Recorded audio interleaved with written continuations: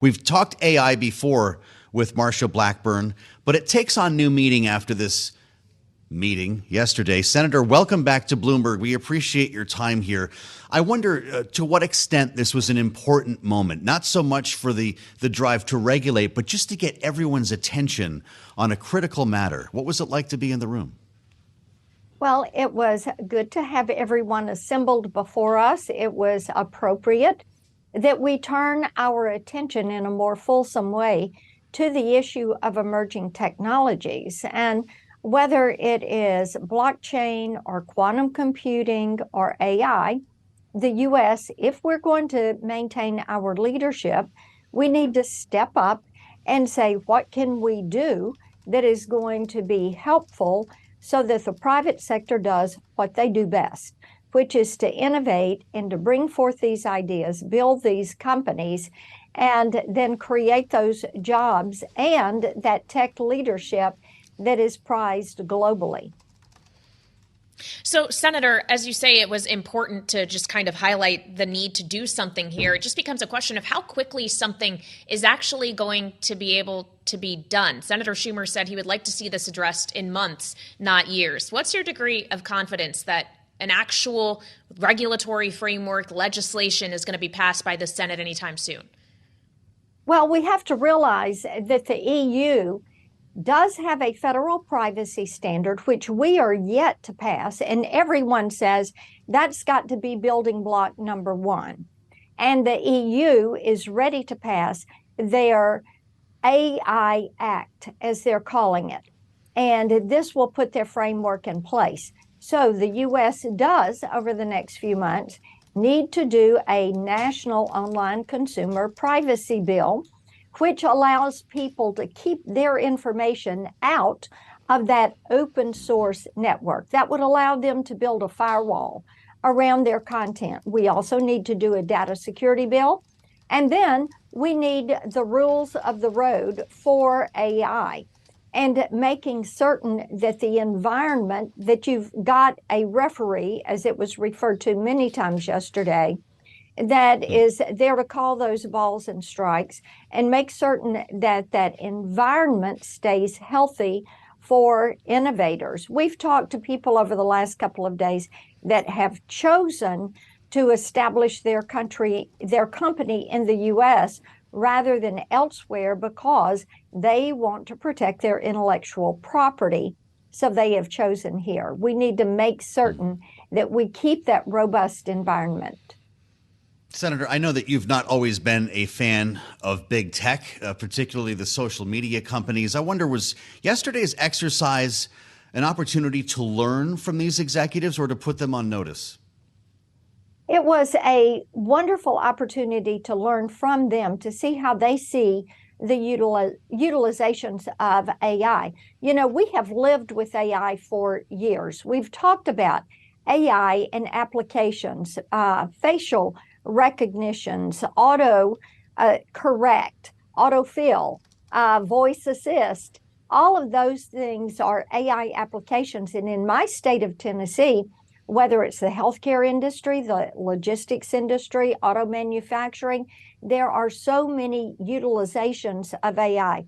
Also, we have our entertainers, songwriters, singers, musicians, authors, publishers, who are very concerned about what is going to happen with voice cloning, with concepts like Chat GPT or Jukebox, and how that may rob them of the potential, their constitutional right to benefit from their creations.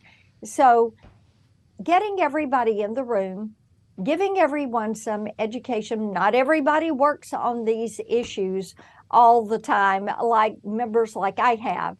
And it is important for people to have an understanding so they have that foundation, and we can begin to move forward on this legislation with an understanding of why it is important. Senator, we could continue this conversation with you all day, but as the AI conversation is moving forward, there are some things that just aren't moving at all in the U.S. Senate right now, including military promotions and nominations, thanks to your Republican colleague, Senator Tommy Tuberville. What's your message to him right now? Should this continue?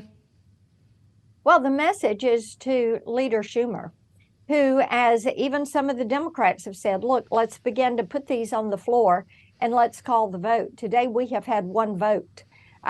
We had one vote on Monday. There have been opportunities to put these nominations on the floor and call them. And also, Senator Tuberville has said if you've got the command team over at DOD that would sit down with him, discuss the policy, that they could probably work this out. Do you worry about military families in Tennessee who are in temporary housing or might have missed a pay increase because of these delays? We are always concerned about our military families, and we continue to work with our military families. That's one of the reasons we work so hard on getting the NDAA across the finish line, because of the pay increase for our men and women in uniform. Mm-hmm.